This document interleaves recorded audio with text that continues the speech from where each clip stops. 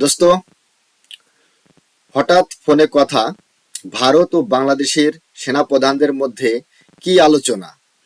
বন্ধুরা, এই ফোনালাপটা কি শুধুই সৌজন্য, নাকি এর পেছনে আছে বড় কোনো কৌশল? এই মুহূর্তে যখন বাংলাদেশ উত্তাল, বাংলাদেশ জ্বলছে, বাংলাদেশে নরসংহার হচ্ছে, সীমান্ত, আঞ্চলিক নিরাপত্তা, রাজনীতি সবকিছুই সংবেদনশীল, ঠিক তখনই দুই দেশের সেনাপ্রধানদের ফোনালাপ অনেক প্রশ্ন তুলে দিচ্ছে। আজকের এই ভিডিওতে আমরা জানব এই কথোপকথনের আসল অর্থ কি, এর প্রভাব পড়বে কোথায়, আর সাধারণ মানুষের জন্য এর মানে কি হতে পারে। ভিডিওটা শেষ পর্যন্ত দেখো, কারণ ভিডিওটা যতটা সহজ মনে হচ্ছে আসলে ততটা নয়।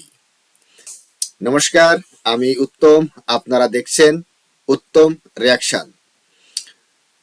বন্ধুরা, আজ আবারও Sajjad Kadir and the legend YouTube চ্যানেলের ভিডিও নিয়ে আপনাদের মাঝে হাজির হয়েছি। আর ভিডিও টাইটেল হচ্ছে দুই সেনাপ্রধানের ফোনালাপ, কি আলাপ তাদের মধ্যে। তো বন্ধুরা, আপনারা যদি চ্যানেলে নতুন হয়ে থাকেন তাহলে চ্যানেলটি সাবস্ক্রাইব করে বেল আইকন অন করে অল করে রাখবেন পরবর্তী ভিডিওর নোটিফিকেশন পাওয়ার জন্য। অলরেডি যেসব বন্ধুরা চ্যানেলটি সাবস্ক্রাইব করে আমার ইউটিউব পরিবারের সদস্য হয়েছেন তাদের প্রতি রইল অসংখ্য ধন্যবাদ। ভিডিওটা ভালো লাগলে একটা লাইক করবেন, শেয়ার করে আপনার বন্ধুদের দেখার সুযোগ করে দিতে পারেন। কমেন্ট সেকশন লিখে অবশ্যই জানাতে পারেন আপনার বহুমূল্য মতামত। তাহলে চলুন বন্ধুরা, সময় নষ্ট না করে প্রথমে ভিডিওটা দেখি। ভিডিও শেষে অবভিয়াসলি আমার ওপিনিয়ন থাকবে। আর হ্যাঁ, অরিজিনাল ভিডিওর লিংক আমার ডিসক্রিপশনে মেনশন করা থাকবে, আপনারা চাইলে চ্যানেলটি ভিজিট করতে পারেন, চ্যানেলের ভিডিওগুলো অবশ্যই দেখতে পারেন।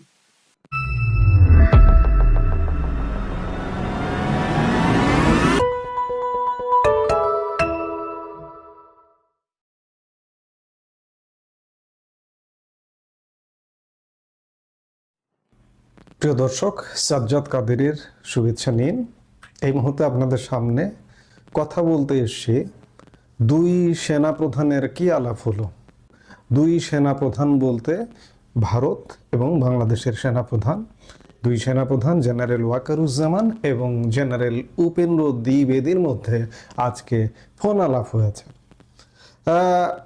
অবস্থাটা এমন, ভারতীয় অস্ত্র আমাদের দিকে এক প্রকার তাক করে আছে।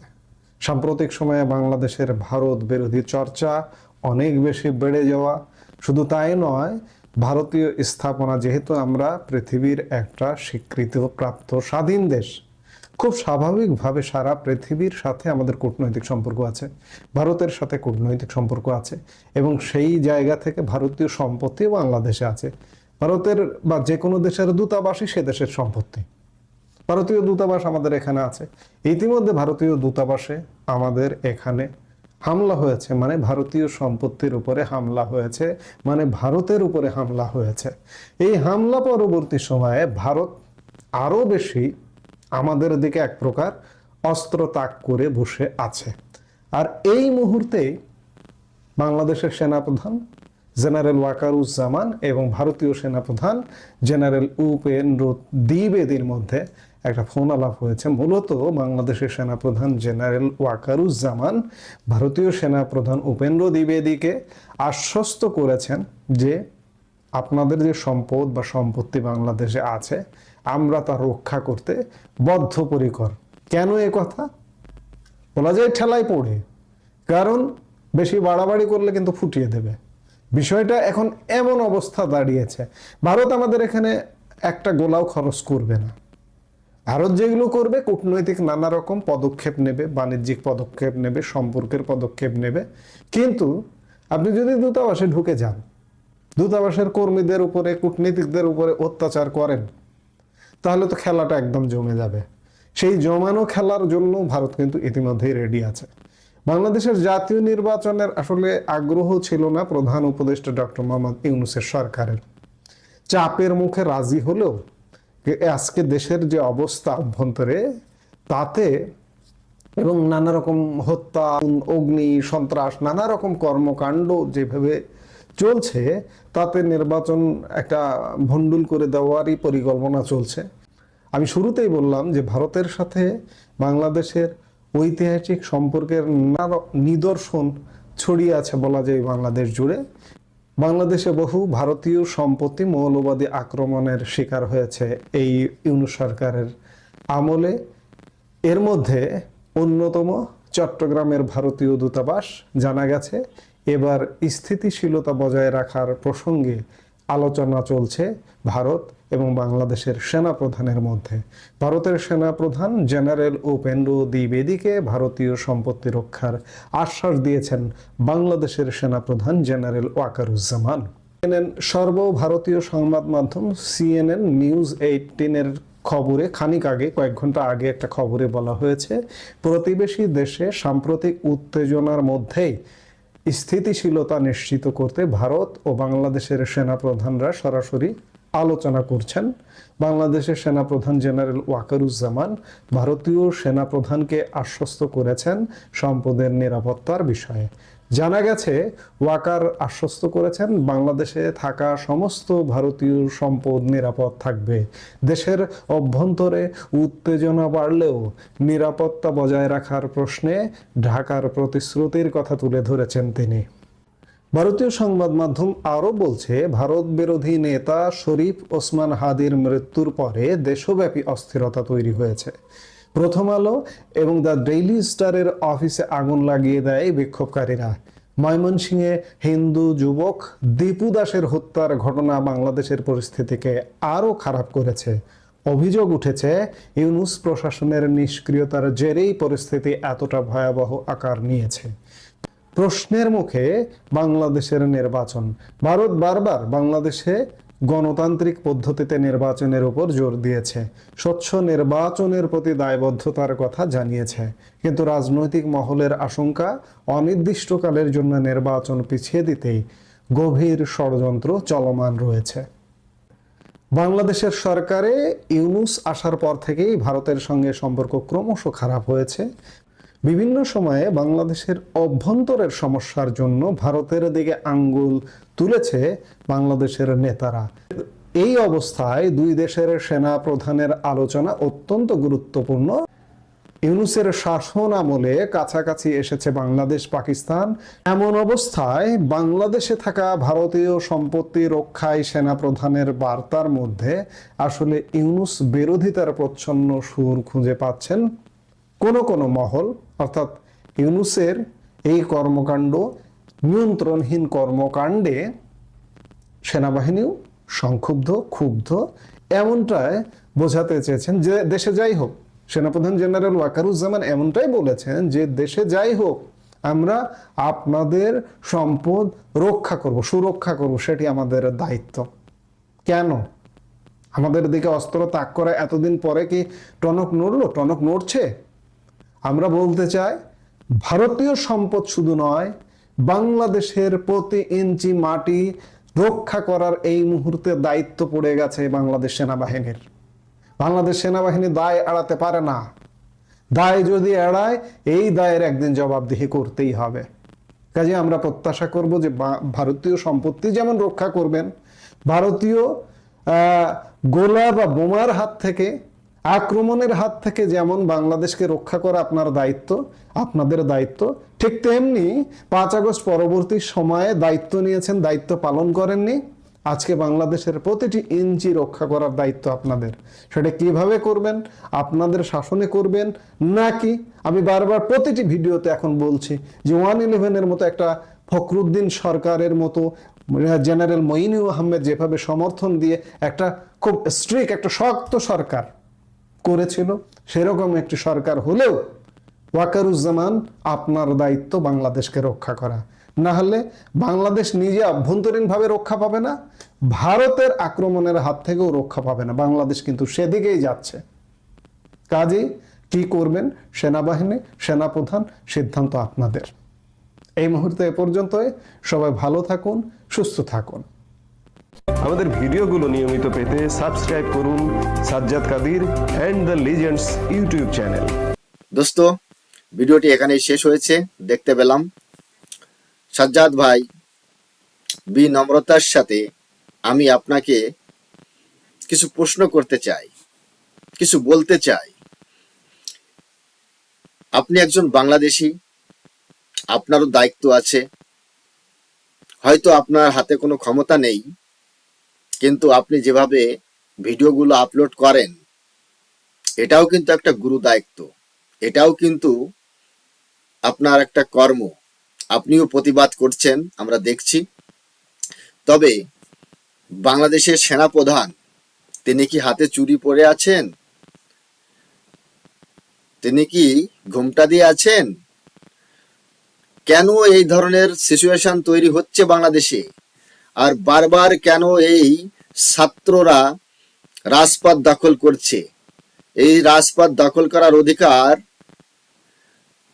ছাত্রদের আছে আমরা জানি, কিন্তু তাই বলে এতটা যে দেশটাকেই ধ্বংসের দিকে নিয়ে যাচ্ছে এই ছাত্র জনতা, কিন্তু চোখ খুলেও না দেখার ভান করে বসে আছে বাংলাদেশের সেনাবাহিনী, বাংলাদেশের পুলিশ প্রশাসন।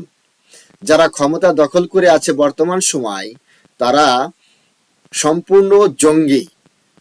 আর যারা এই রাজপথ দখল করে বসে আছে, যারা নিজেদেরকে ছাত্র বলে মনে করছে, তারা তো ছাত্র নয়, তারা তো জঙ্গি হয়ে উঠেছে, তারা তো জঙ্গি হয়ে উঠেছে। এই উসমান হাদি কে? কে ভাই? সাজ্জাদ ভাই, আপনাকে আমি প্রশ্ন করছি, উসমান হাদি কে? তার ব্যাকগ্রাউন্ড কি? সে ভারত বিরোধী মন্তব্য দিয়ে বাংলাদেশের ইনোসেন্ট যে পাবলিক রয়েছে তাদের মন জয় করছে। আমি এদেরকে ইনোসেন্ট বলতে চাই না। যারা সাধারণ জনগণ রয়েছে, যারা এই জঙ্গিদের কথা মতো উঠা বসা করছে, জঙ্গিদের সাপোর্ট করছে, তারা ইনোসেন্ট না। তারা বাংলাদেশের স্বাধীনতা বিরোধী, মুক্তিযুদ্ধ বিরোধী এবং পাকিস্তানপন্থী, ভারত বিরোধী উস্কানিমূলক মন্তব্য দিয়ে মানে সিম্পাথি নেওয়ার চেষ্টা করছে এরা। আর এই উসমান হাদিকে, তার ব্যাকগ্রাউন্ড কি? সে বাংলাদেশের জন্য কি করেছে? তার অবদান কি? কিছুই না, জিরো ইকুয়াল টু জিরো। শুধু ভারত বিরোধী মন্তব্য করার জন্যই তাকে আজ সবাই বাহাবা দিচ্ছে। আর এই ভারত বিরোধিতার জন্যই এই পরিণতি হয়েছে তার। যেভাবে আমাদের হাই কমিশনের উপর অ্যাটাক হচ্ছে, চট্টগ্রামে যেভাবে ইট পাটকেল পড়েছে আমাদের হাই কমিশনের বাসভবনের গেটের সামনে, সেটা আমরা দেখেছি। দীপু দাস, তার কি অপরাধ ছিল? কি এমন আছে? প্রফিট মোহাম্মদের নামে কিছু বলা যাবে না? কি এমন আছে যে ধর্মের নামে বললেই একজন মানুষের জীবন নিয়ে নিতে হবে? কি আছে ওই ধর্মে? কি আছে প্রফিট মোহাম্মদের নামের সাথে? এত সেন্টিমেন্টাল লাগে কেন? বাংলাদেশ থেকে যেভাবে আমাদের দেব দেবীর উপর মন্তব্য করা হয়, আমরা তো কাউকে এখনো পর্যন্ত ধর্মের নামে কিলিং করিনি, কিন্তু বাংলাদেশে কেন এগুলো হচ্ছে? এগুলো কাদের দায়িত্ব? এই মাইনরিটি যারা রয়েছে তাদেরকে সুরক্ষা দেওয়ার দায়িত্ব কাদের? বাংলাদেশ পুলিশ, বাংলাদেশ আর্মি, বাংলাদেশের আইন, বাংলাদেশের সংবিধানের। কিন্তু বাংলাদেশে বর্তমান সময় তেমন কোনো কিছু দেখা যাচ্ছে না। কোনো আইন নেই, কোনো প্রশাসনের দায়িত্ব নেই, কোনো আর্মির কর্তব্য নেই। পুলিশ যারা রয়েছে তারা নীরব ভূমিকা পালন করছে। জঙ্গিরা এতই শক্তিশালী হয়ে উঠেছে বাংলাদেশে। কিন্তু সাজ্জাদ ভাই, এইভাবে বেশি দিন চলতে পারে না। ভারত বেশি দিন এইভাবে দেখবে না। ভারতের কোনো না কোনো একটা অ্যাকশন নেবে নিশ্চয়ই। আমরা সময়ের অপেক্ষায় আছি, সময় তার জবাব অবশ্যই দেবে। কিন্তু একটা কথা মনে রাখবেন, সময় যখন মারে না, সময় যখন মারে, সেই মারের আওয়াজ হয় না, ব্যথা অনেক হয়। যারা ভারতের সাথে সম্পর্ক রাখতে চায় না, বাংলাদেশ যদি ভারতের সাথে সম্পর্ক না রাখতে চায়, কোনো ব্যাপার নেই।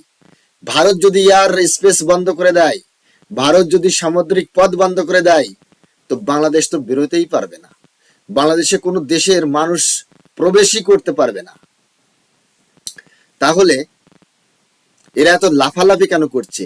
যে দেশে ভারতের পেঁয়াজ না গেলে 1 কেজি পেঁয়াজের দাম 200 টাকা হয়, সেই দেশের মানুষ ভারত বিরোধিতা করে এইভাবে।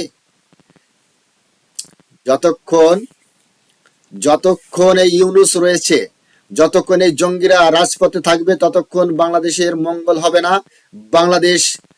বাংলাদেশের পিছনে যারা রয়েছে তারা, আমরা জানি যে তারা বাংলাদেশের ভালো চাচ্ছে না। বাংলাদেশের স্বাভাবিক পরিস্থিতি যাতে ফিরে আসে, সেটা কিন্তু এই বহির্বিশ্বে কিছু পরাশক্তি রয়েছে, তারা চাইছে না।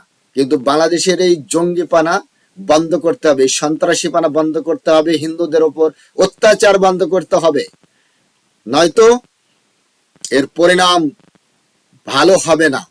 আর চিকেন নেক বলে যারা চিল্লাচ্ছে তাদেরকেও বলছি, শুধরে যাও, সময় আছে। আমাদের যে হাই কমিশন অফিস রয়েছে সেটা ভারতের প্রপার্টি, ভারতের। আর সেই প্রপার্টির উপর অ্যাটাক করা মানেই ভারতের সার্বভৌমত্বের উপর অ্যাটাক করা, ভারতের সার্বভৌমত্বের উপর অ্যাটাক করা। এই সার্বভৌমত্বের উপর যখন অ্যাটাক হবে না, তখন ভারত সরকার তার জবাব দিতে প্রস্তুত থাকবে, সে কূটনৈতিকভাবেই হোক আর সামরিকভাবেই হোক। তো বন্ধুরা, আজকের এই রিয়াকশন ভিডিওটি আপনাদের কেমন লাগলো সেটা কমেন্ট সেকশন লিখে অবশ্যই জানাতে পারেন। চ্যানেলে নতুন হলে চ্যানেলটি সাবস্ক্রাইব করে বেল আইকন অন করে অল করে রাখতে পারেন পরবর্তী ভিডিওর নোটিফিকেশন পাওয়ার জন্য। আর যেসব বন্ধুরা চ্যানেলটি সাবস্ক্রাইব করে আমার ইউটিউব পরিবারের সদস্য হয়েছেন তাদের প্রতি রইল অসংখ্য ধন্যবাদ। ভিডিওটা সবাই ভালো থাকবেন, সুস্থ থাকবেন, দেখা হচ্ছে পরবর্তী ভিডিওতে। ততক্ষণ সবাইকে নমস্কার, জয় হিন্দ, বন্দে মাতরম।